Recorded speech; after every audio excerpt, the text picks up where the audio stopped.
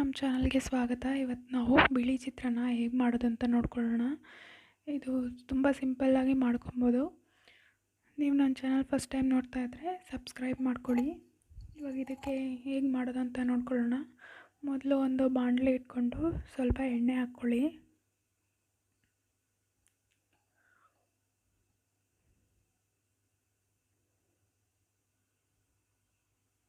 ಎಣ್ಣೆ ಬಿಸಿ ಆದಮೇಲೆ ಸ್ವಲ್ಪ ಕಡಲೆಬೇಳೆ,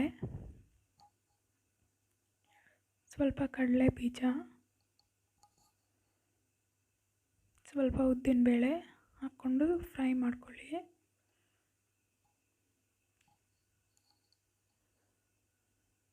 ಸ್ವಲ್ಪ ಸಾಸಿವೆ ಹಾಕ್ಕೊತಾ ಇದ್ದೀನಿ. ಇವಾಗ ಜೀರಿಗೆ ಹಾಕ್ಕೋಬೇಕಾಗಿತ್ತು, ನಾನು ಜೀರಿಗೆ ಹಾಕೋದು ಮರೆತುಬಿಟ್ಟಿದ್ದೀನಿ, ನೀವು ಹಾಕ್ಕೊಳ್ಳಿ. ಸಾಸಿವೆ ಇದಾದಮೇಲೆ ಹಸಿಮೆಣ್ಸಿನ್ಕಾಯಿ ಹಾಕ್ಕೊತಾ ಇದ್ದೀನಿ. ಹಸಿಮೆಣ್ಸಿನ್ಕಾಯಿ ಆದಮೇಲೆ ಕರಿಬೇವಿನ ಸೊಪ್ಪು ಹಾಕ್ಕೊಂಡು ಫ್ರೈ ಮಾಡ್ಕೊಳ್ಳಿ. ಹಸಿಮೆಣ್ಸಿನ್ಕಾಯಿ ಒಂದು 6ರಿಂದ 8 ಹಾಕ್ಕೊಂಡಿದ್ದೀನಿ, ನೀವು ಖಾರ ನೋಡ್ಕೊಂಡು ಹಾಕ್ಕೊಳ್ಳಿ. ಇದು ಫ್ರೈ ಆದಮೇಲೆ ಒಂದು ಸ್ವಲ್ಪ ಉಪ್ಪು ಹಾಕ್ಕೊತಾ ಇದ್ದೀನಿ. ಗೊಜ್ಜಿಗೆ ಎಷ್ಟು ಬೇಕೋ ಅಷ್ಟೇ ಹಾಕ್ಕೊಳ್ಳಿ ಉಪ್ಪು, ಯಾಕಂದರೆ ನಾವು ಅನ್ನಕ್ಕೆ ಉಪ್ಪು ಹಾಕ್ಕೊಂಡಿರ್ತೀರಲ್ಲ, ಅದಕ್ಕೆ ಗೊಜ್ಜಿಗೆ ಬೇಕಾಗೋಷ್ಟು ಮಾತ್ರನೇ ಉಪ್ಪು ಹಾಕ್ಕೊಳ್ಳಿ. ಇದು ಫ್ರೈ ಆದಮೇಲೆ ನಾನು ಕೊಬ್ಬರಿ ತುರಿ ಹಾಕ್ಕೊತಾ ಇದ್ದೀನಿ. ಒಂದು 5ರಿಂದ 6 ಸ್ಪೂನ್ ಅಷ್ಟಿದೆ ಇದು. ಆಮೇಲೆ ಕೊತ್ತಂಬರಿ ಸೊಪ್ಪು ಸ್ವಲ್ಪ ಹಾಕ್ಕೊತಾ ಇದ್ದೀನಿ.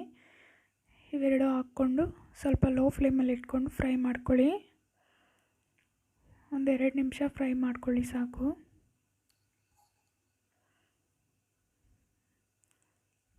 ಎರಡು ನಿಮಿಷ ಫ್ರೈ ಆದಮೇಲೆ ಆಫ್ ಮಾಡಿಬಿಡಿ.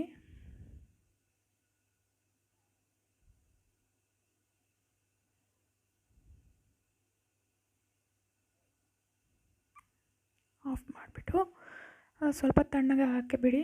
ಇದು ಗೊಜ್ಜು ತಣ್ಣಗಾದಮೇಲೆ ನಿಂಬೆಹಣ್ಣು ರಸ ಹಾಕ್ಕೊಳ್ಳಿ. 2 ನಿಂಬೆಹಣ್ಣು ಹಾಕ್ಕೊಂಡಿದ್ದೀನಿ ನಾನು. ನಿಂಬೆಹಣ್ಣು ರಸ ಹಾಕ್ಕೊಂಡು ಒಂದು ಸರಿ ಮಿಕ್ಸ್ ಮಾಡ್ಕೊಳ್ಳಿ. ಬಾಣಲಿ ತಣ್ಣಗಾದ್ಮೇಲೆ ನಿಂಬೆಹಣ್ಣು ರಸ ಹಾಕ್ಕೊಳ್ಳಿ, ಇಲ್ಲಾಂದರೆ ಕಹಿ ಬರುತ್ತೆ. ಇವಾಗ ನಾನು 2 ಗ್ಲಾಸ್ ಅಕ್ಕಿ ಹಾಕಿ ಅನ್ನ ಮಾಡ್ಕೊಂಡಿದ್ದೀನಿ. ಇದಕ್ಕೆ ಇವಾಗ ನಾವು ಮಾಡ್ಕೊಂಡಿರೋ ಗೊಜ್ಜು ಮಿಕ್ಸ್ ಮಾಡ್ಕೊಳ್ಳೋಣ. ಎಲ್ಲ ಹಾಕ್ಕೊಂಡು ಒಂದು ಸರಿ ನೀಟಾಗಿ ಮಿಕ್ಸ್ ಆಗೋ ಥರ ಮಾಡ್ಕೊಳ್ಳಿ.